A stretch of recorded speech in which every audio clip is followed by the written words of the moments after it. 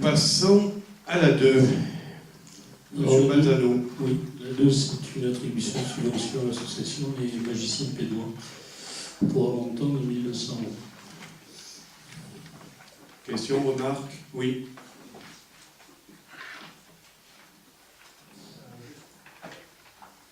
Juste deux petites questions concernant cette association présidée par Monsieur Philippe Bonhomme, qui est à la communication au Pen Mirabeau. Oui. Juste savoir le nombre d'adhérents et la raison pour laquelle on augmente de 9% par rapport à l'année dernière la subvention sur cette association. Alors au niveau des adhérents, je crois qu'ils sont à peu près 80. Et la subvention, on l'augmente de 9% parce qu'ils ont, disons, cette année un petit peu plus de manifestations. Pardon? Voilà. D'autres questions? Bien. Je mets au voix qui est pour, qui est contre, qui s'abstient, 2 abstentions. La 3, la Belle Italia. Alors, pareil, donc la Belle Italia, donc c'est une attribution de subvention, donc de montant de 650 €. Question, remarque? Oui, Madame Cheffaut.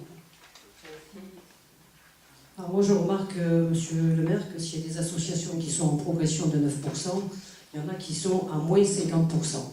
Voilà, tout à fait. Tout à fait. Pourquoi? On va vous répondre. Je vais vous répondre, parce que cette association, dans son bilan financier, a depuis 2 ans 8 000 € d'excédent. Une trésorerie de 8 000 de €. 8 000 € d'excédent. Donc je pense qu'une association qui a 8 000 € d'excédent n'a pas besoin de la subvention qu'elle demande. Voilà, c'est tout. Il est bien connu que les associations n'ont pas vocation à thésauriser. 8 000 € d'excédent, bon, tant mieux pour eux, hein, mais quelque part, ça veut dire qu'ils ont des recettes, entre guillemets, supérieures aux dépenses. Or, que je sache, une association, le but même de l'existence d'une association n'a pas vocation à faire de l'argent. Donc vous attendez à la question, nous y répondons très clairement. Voilà. D'autres questions? Non? Qui est pour? Qui est contre? Qui s'abstient? 2 abstentions. La 4. La 4, c'est également donc une subvention, attribution de subvention au tréteau de la commune. Donc c'est l'association de théâtre de la commune. École de théâtre. Oui. Oui, alors là aussi je voulais vous demander pourquoi tout à l'heure 9%, après moins 50%, et là plus 33,33%.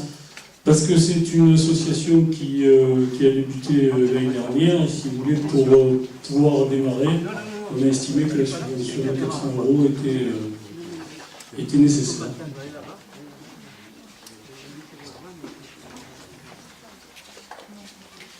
Bien. Je mets au voix qui est pour, qui est contre, qui s'abstient. 5 abstentions. La 5. La 5, c'est également donc, une attribution de petite subvention à l'association L'Ombre de l'Olivier, qui d'ailleurs a fait une très belle exposition la semaine dernière. Voilà, donc c'est pour les aider un petit peu à démarrer cette association, c'est sa 2e année, ou sa 3e année. Donc, 3e année, première demande de subvention. Question, remarque? Qui est pour? Qui est contre? Qui s'abstient? Adopté. Je demande au public de faire en sorte de perturber le moins possible par les déplacements les travaux du conseil municipal. Merci. Donc quand vous êtes en place, soyez gentils de ne plus trop bouger. La 6. La 6, c'est une convention d'objectif de partenariat avec l'association Porte des Étoiles pour les manifestations de l'année prochaine. Question, remarque? Oui. Cette association a perçu de la mairie 37 700 €. Nous ne comptons pas la mise à disposition de locaux, l'eau, l'électricité, le chauffage et encore la sécurité. Elle touche aussi des subventions du Conseil général, du Conseil régional et de la CPA. Alors, responsable des festivités et élu de la majorité, Claude Farcy. Président, Sébastien Farcy. Secrétaire, Raoul Farcy. Trésorière, Brigitte Farcy. Directrice artistique, Evelyne Farcy.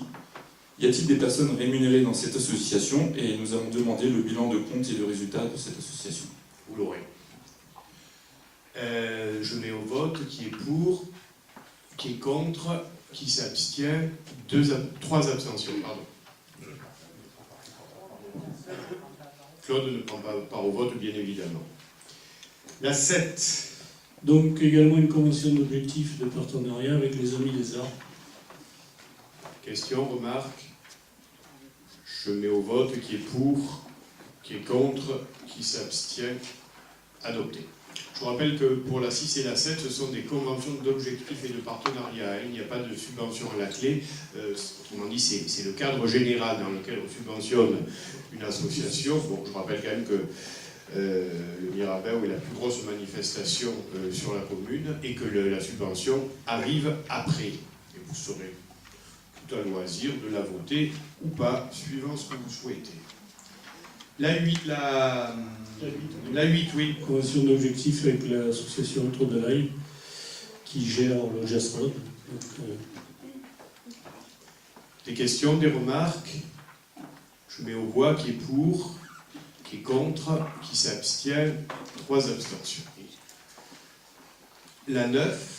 La 9, donc, c'est également une convention de partenariat avec l'IMSA, ce qui permet de développer les stages pour les professionnels de l'audiovisuel sur la commune. Donc en ce moment, on a des stagiaires justement avec les équipes du Jazz Road, qui a des stagiaires qui travaillent avec eux, qui se forment. Question, remarque, oui. Est-ce que Christian Magro a-t-il un lien avec l'élu de gauche extrême, Patrick Magro? Je suis bien en mal de vous répondre. Je sais pas. Je sais pas, franchement, je sais pas. Christian, on le connaît depuis longtemps comme régisseur du Jazz Road. Vous dire le lien qu'il a avec Patrick, l'ancien premier adjoint de Septembre, très honnêtement, j'en sais rien. Je sais pas. Si quelqu'un dans l'Assemblée le sait, qui n'hésite pas, je crois pas, hein. Honnêtement, je crois pas. Ah mais il n'y en a pas, on me souffle derrière, il n'y en a pas. Serge?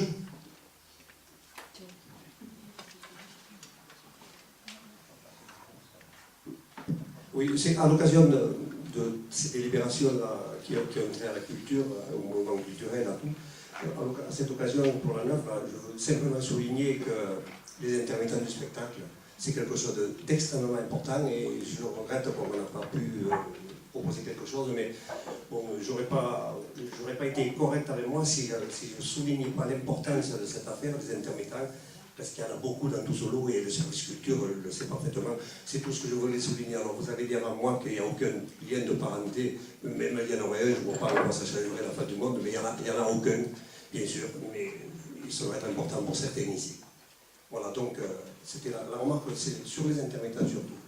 Oui, alors bien qu'on soit un petit peu hors sujet, je me permets de dire un mot sur la question des intermittents du spectacle.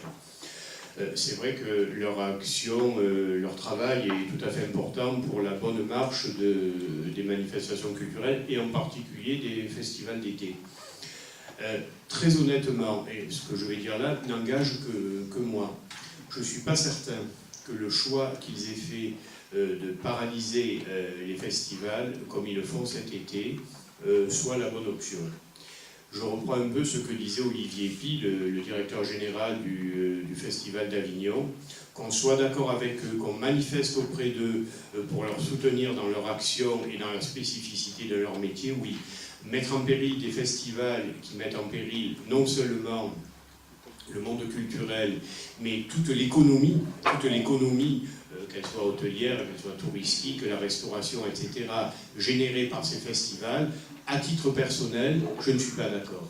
Et beaucoup d'hommes politiques, de responsables de la culture, qui sont pourtant très proches de leur action, partagent mon point de vue.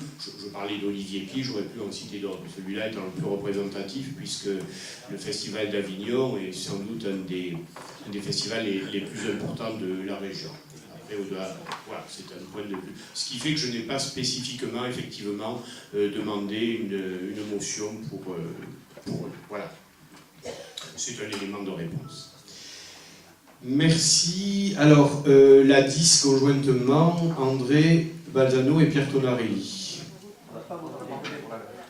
On n'a pas voté, excusez-moi. Pour la 9, qui est pour, qui est contre, qui s'abstient, 3 abstentions. La 10. La 10, c'est donc une augmentation des participations annuelles des clubs et des associations qui utilisent les installations municipales. Augmentation de 2%. Oui, M. Sanchez.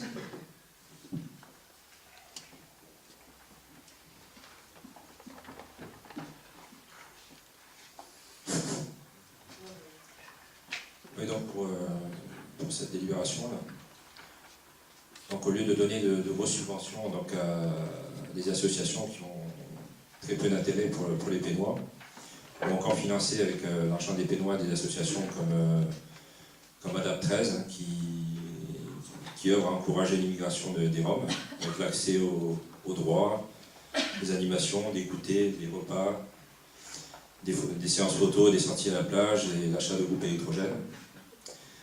Ou pour les mineurs, avec les mineurs étrangers comme l'image santé. Je ne parlais pas de la FNACA parce que j'en ai parlé la dernière fois. Voilà, la municipalité devrait faire la promotion et encourager le sport, je pense, aux valeurs saines, de surpassement de soi, de solidarité et d'esprit d'équipe. Ces valeurs aident à se construire et à créer un vrai lien social.